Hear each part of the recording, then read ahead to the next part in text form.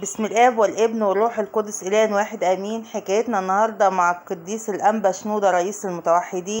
والقديس الأنبا شنودة رئيس المتوحدين هو شخصية بارزة في تاريخ الكنيسة المصرية القبطية، ومعنى كلمة شنوتي خادم الله أو المكرس لله، ويعتبر من أهم الرهبان اللي عاشوا في مصر.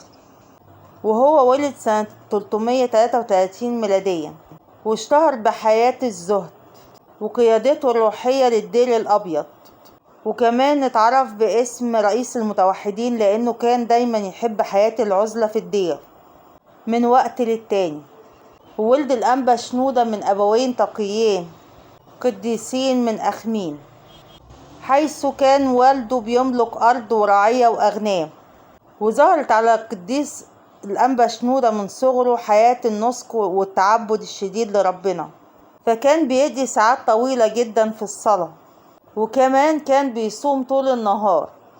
وأخده والده من إيديه ووداه لخاله الأنبا بيجول رئيس الدير الأبيض ليرعاه وياخد باله منه ويأسس حياة الرهبنة معاه. وتنبأ الأنبا بيجول بأن حياة القديس الأنبا شنودة هتبقى حياة روحية مليانة بالطاقة الروحية والصلوات والنسك الشديد، وأنه هيبقى أبو الرهبان في المستقبل، وأنه هيبقى قائد روحاني لكل اللي حواليه. وأخد إيد الأنبا شنودة وحطها على راسه وقال هو هيباركني. وتولى بالفعل الأنبا شنودة رئيس المتوحدين رئاسة الدير الأبيض بعد نياحة القديس الأنبا بيجول خاله. وبالفعل أسس حياة للرهبنة كانت نظام صارم جدا يجمع بين حياة الشركة في الدير والانقطاع والتعبد لربنا في حياة الوحدة. 2200 راهب، وقاد حوالي 1800 راهبات، وكلهم كانوا من المصريين. واشتهر بجودته في اللغة القبطية وعلمها لكل اللي حواليه، والتراث القبطي واعتزازه بمصريته. ورافق البابا كرولوس الأول في المجمع المسكوني أفسس سنة 431 ميلادية. وعرف عن الأنبا شنودة رئيس المتوحدين بصلابته في قول الحق وحب العدل للجميع وغيرته الشديدة على الإيمان. وكان بيتمتع بحياة نسكية شديدة وروحانيات عالية، ويعتبر رائد من رواد الرهبنة في مصر وفي الكنيسة القبطية. وكمان اشتهر بصلواته العميقة والقوية اللي بتسيب تأثير كبير في نفوس اللي حواليه. واهتم بحياة التعليم والإرشاد، وكتب بالعديد من الكتب الروحية والرسائل.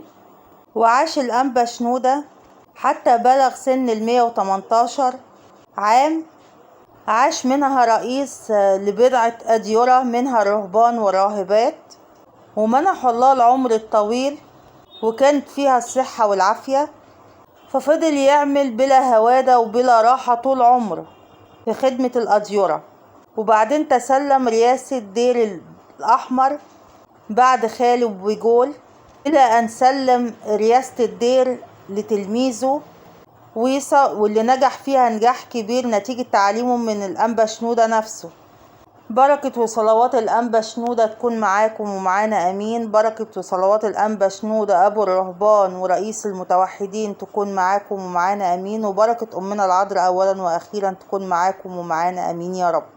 وما تنسوش تشتركوا معانا في قناة نور القديسين. يفرح ربنا دايما، يفرح قلوبكم بكل غالي وأمين. تذكرونا في صلواتكم. وبركة القديسين والأنبا شنودة وأمنا العذراء تكون معاكم ومعانا أمين يا رب.